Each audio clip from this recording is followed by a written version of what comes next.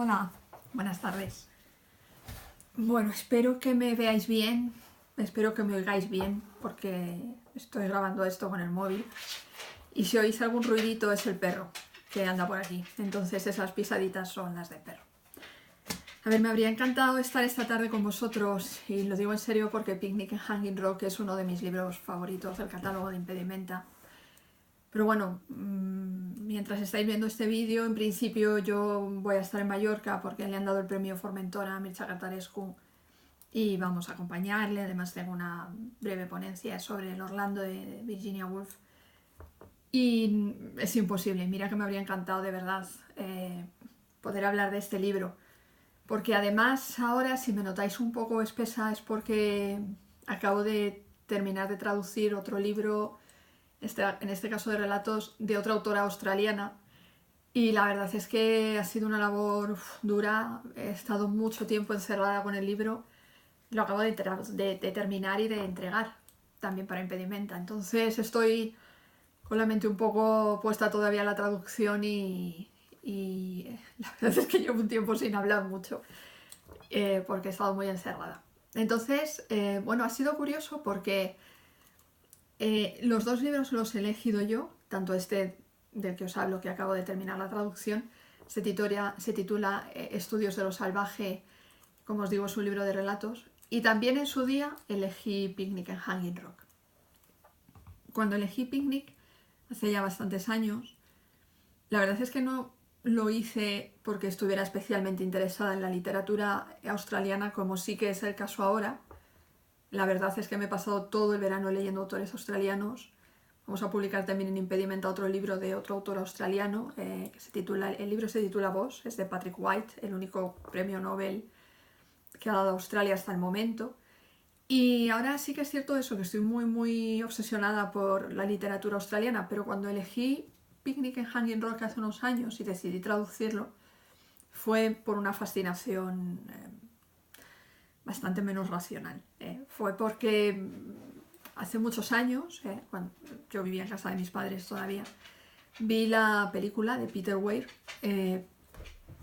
totalmente basada en la novela. Si alguno la habéis visto ya sabréis a qué me refiero. Es absolutamente idéntica a la novela y, como os decía, me fascinó. Me quedé absolutamente enamorada de las imágenes, del tono de la película, la melancolía, ese toque gótico que también se aprecia en el libro. Me fascinó y bueno, se quedó ahí la cosa, porque además por entonces no había internet, era muy difícil buscar más información de esa película. Pasaron los años y bueno, pues ya se había fundado Impedimenta y descubrí que esa película estaba basada en un libro que no estaba traducido al castellano. Entonces se lo comenté a Enrique Redel y bueno, nos lanzamos y lo publicamos, ¿no? Adquirimos los derechos y lo publicamos. Tuvimos ahí, y ya entro en materia, tuvimos ahí una pequeña duda, porque no sé si lo sabéis, ahora ya podréis debatirlo y de verdad que insisto en que me encantaría haber estado ahí. Que el libro, en realidad, el libro que escribió Joan Lindsay no acaba donde acaba. El libro que finalmente se publicó, tanto en inglés como en castellano, ¿no? Joan Lindsay escribió un capítulo final que en su tiempo, cuando ya lo publicó en inglés en Australia, se eliminó. La editora le dijo que mejor ese capítulo que no lo incluyera, y cuando nosotros lo publicamos, cuando lo traduje al castellano, supe de este capítulo final y bueno, pues escribí a la agencia y les pregunté que si podríamos tener los derechos, la opción en algún momento de publicar y bueno, traducir y publicar ese capítulo, ¿no? Y me dijeron que sí, que sin ningún problema. Entonces, finalmente decidimos no hacerlo, como ya habéis visto. Se puede encontrar en internet sin ningún problema, pero no sé si conviene, porque la verdad es que no es bueno el final. Yo creo que fue una decisión muy acertada por parte de su editorial, la de no publicarlo, y es curioso porque es un capítulo final que sí que se ha publicado cuando Joan Lindsay ya murió, en forma de libro, un librito minúsculo, y en él se desvelan los misterios de lo que en la ficción evidentemente pasó en esta novela, ¿no? Yo no os lo voy a descubrir porque ya os digo que no me parece muy bueno y como que de repente pierde el espíritu del libro, porque muchas veces demasiadas explicaciones no son buenas, ¿no? Entonces ella viene a decir algo así como que al final las niñas, cuando están en la roca, en el monolito de Hanging Rock, ven que la profesora se ha quitado, está desmayada, entonces le quitan el corsé para ver si la pueden reanimar. Y ellas mismas también tienen mucho calor, se quitan sus propios corsés y entonces cuando los van a tirar por la roca abajo se dan cuenta de que los corsés flotan. Entonces hay una especie de agujero en el tiempo y ellas se transforman, no os voy a decir más de verdad, pero esto sí que me gustaría apuntarlo, porque ellas se transforman en animales, por ejemplo en un cangrejo, y se meten en esa especie de agujero y por eso desaparecen. Que se hubiera publicado este último capítulo, además de que literariamente habría sido, yo creo que malo para la obra, habría sido también malo para la trascendencia enorme, en Australia sobre todo, que tuvo la publicación de este libro y que dura a día de hoy, ¿eh? No solo porque se haya sacado esta miniserie, que a mí me ha parecido un horror, que ha hecho que se vuelva a hablar otra vez del libro, sino porque en su día, e incluso en la actualidad, mucha gente considera que son hechos verídicos, que sucedieron de verdad.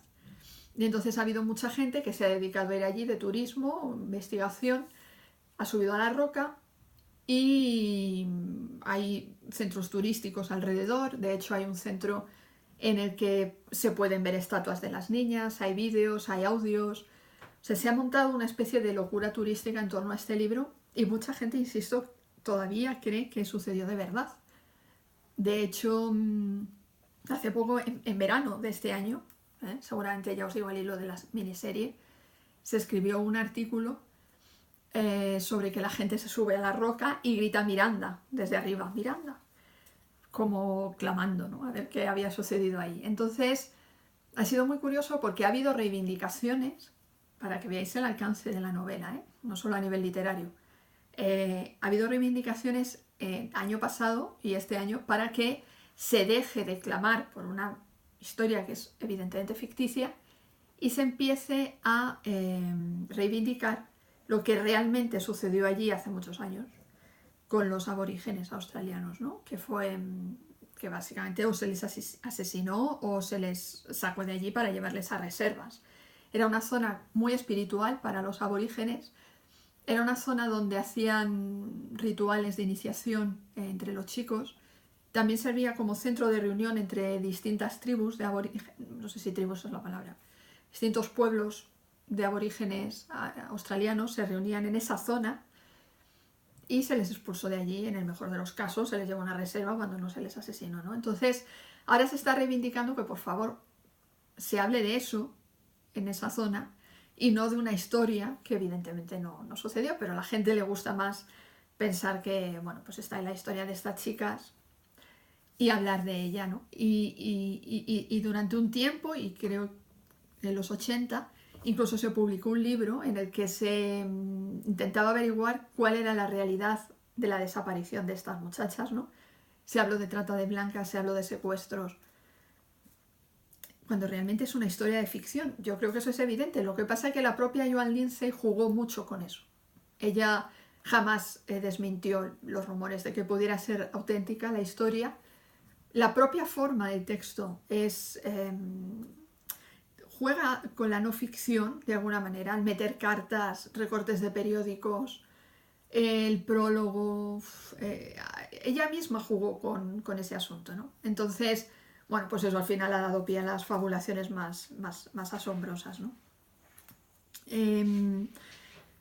Hay una parte en el libro, ahora cuando he estado revisándolo, porque además, bueno, pues estoy hablando bastante del libro últimamente, seguramente por lo de la miniserie, y además por mi traducción, he estado revisando la traducción que hice de este libro en su día, y la verdad es que yo tiendo a ser bastante crítica con lo que hago, pero en este caso, bueno, me he dado, digamos, el aprobado, porque hay ciertos términos que ahora creo que controlo más de una manera racional, pero en su día tampoco lo hice tan mal.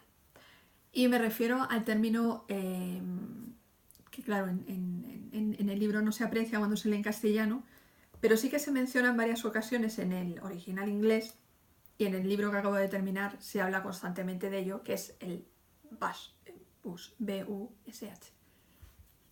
Algunos de vosotros ya lo sabréis, otros quizá no, lo voy a explicar muy brevemente porque tampoco me quiero enrollar mucho.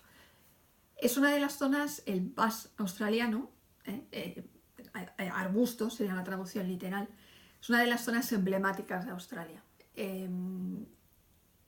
Y en la página 20, me parece que es del libro, no lo recuerdo bien, he estado tomando unas notas, creo que es en la página 20, sí. Se dice, el colegio ya era en 1900 un anacronismo en la maleza australiana. La maleza australiana es el bush australiano. Y al final he decidido traducirlo por maleza. En otros libros, como os digo, he pasado todo el verano leyendo traducciones. Directamente dejan bush sin traducir, pero no me parecía apropiado. Es una zona que no se puede definir con líneas en el mapa, es imposible, pero es la zona que en Australia queda pegada a las ciudades, pero ya se va haciendo desértica. Es la zona que empieza a ser árida. Si os fijáis en el mapa de Australia, las ciudades están casi todas en la costa, sobre todo en la zona sureste. Y en cuanto dejamos atrás las ciudades, empezamos a adentrarnos, ya os digo, en una zona más árida, más desértica, muy poco poblada. Australia es un país muy, muy poco poblado. No se puede definir, evidentemente, con líneas. Y una vez hemos pasado el bush, entramos en la zona del outback. El outback ya es la zona decididamente desértica y además peligrosa. Es peligroso meterse en el outback, incluso llevando gasolina, llevando agua, porque es una zona muy árida y muy hostil a la vida humana, ¿no? Entonces, ya desde el principio se dice que este colegio era un anacronismo en 1900, porque estamos hablando de una manera de entender la educación y de entender la filosofía de la vida absolutamente inglesa, absolutamente rígida, y entra en conflicto con lo que es esa naturaleza salvaje absolutamente que escapa al control de los seres humanos, que por supuesto escapa al control de la directora del colegio, Apple Yard. Y entramos en esa parte de absoluta fascinación del libro, que es lo irreal, esa naturaleza que se impone sobre las niñas y que se impone sobre todos los que luego van a ir a buscarlas, ¿no? El bush, como os digo, es esta zona ya desértica, y ahí es donde se sitúa el relato, ¿no? Entonces, claro, es una zona que para los australianos implica no solo una región física, no solo una región, como os digo, que hay poca naturaleza, etcétera, sino que implica una manera de vida. Y esto me parece interesante contarlo porque ha habido toda una serie de definiciones que han arrancado con la palabra bush. Por ejemplo, está bush tucker, que es como la comida propia de esa zona. Me ha parecido muy curioso que tradujera tucker por pitanza. Ahora me rechina muchísimo, no creo que volviera a hacer eso. Pero claro, tucker es un término que se utiliza en Australia para definir comida. Y por entonces, bueno, pues como se habla así de una manera muy coloquial, decidí traducirlo por pitanza, ¿no? Hoy no lo haría, y de hecho tucker aparece constantemente en Estudios de lo Salvaje y no lo he traducido por pitanza. Hay una serie de términos que son exclusivamente australianos, solo australianos. Entonces, implica para los que, bueno, pues yo ahora puedo decir que sé más, pero para los que no nos formamos con la lengua australiana en su día, implica un esfuerzo extra averiguar todos esos significados, ¿no? Y es apasionante, de verdad os aseguro que es absolutamente apasionante, porque vemos hasta qué punto la lengua, es obvio, ¿no? Pero va de la mano del carácter, ¿no? De un pueblo, de cómo ese pueblo genera términos, cómo necesita expresarse, ¿no? Con esos términos propios para definir su propia manera de entender la vida, ¿no? Que viene muy definida por la naturaleza y por la historia.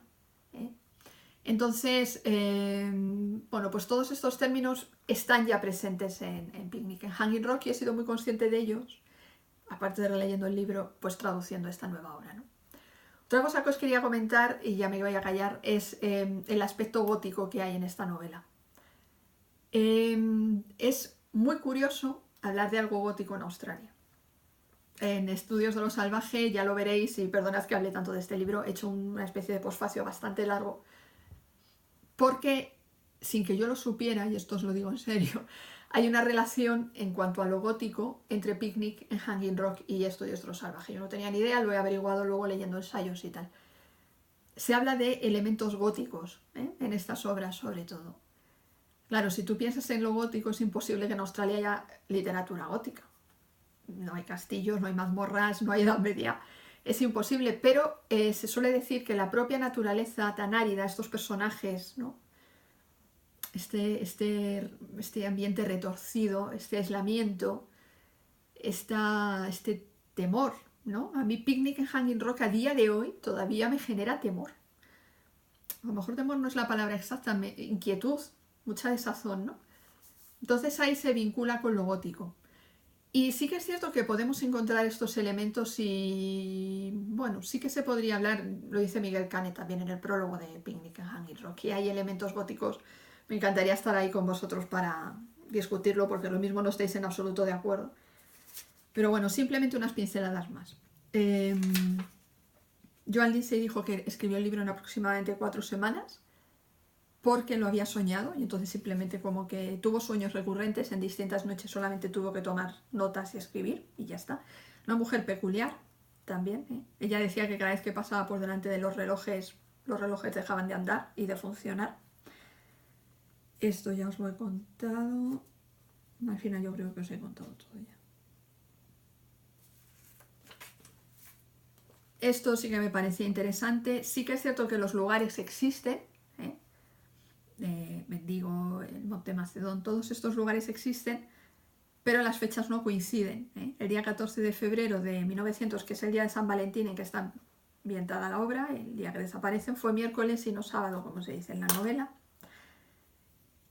Y ya está. Esto os he contado ya. Bueno, espero no haberme enrollado mucho. Si tenéis alguna duda o algo de lo que he dicho os parece una verdadera barbaridad y queréis comentar algo, yo habría hablado más de la traducción, de cómo fue el proceso. Es un libro, como os he dicho, complicado por estos términos y tal, pero fue apasionante, y a día de hoy todavía me resulta apasionante hablar de este libro.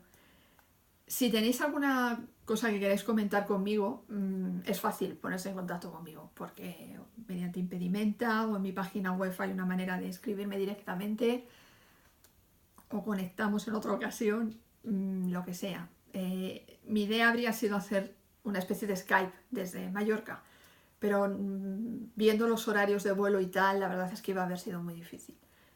Entonces, muchas gracias por escucharme, muchas gracias por haber leído el libro.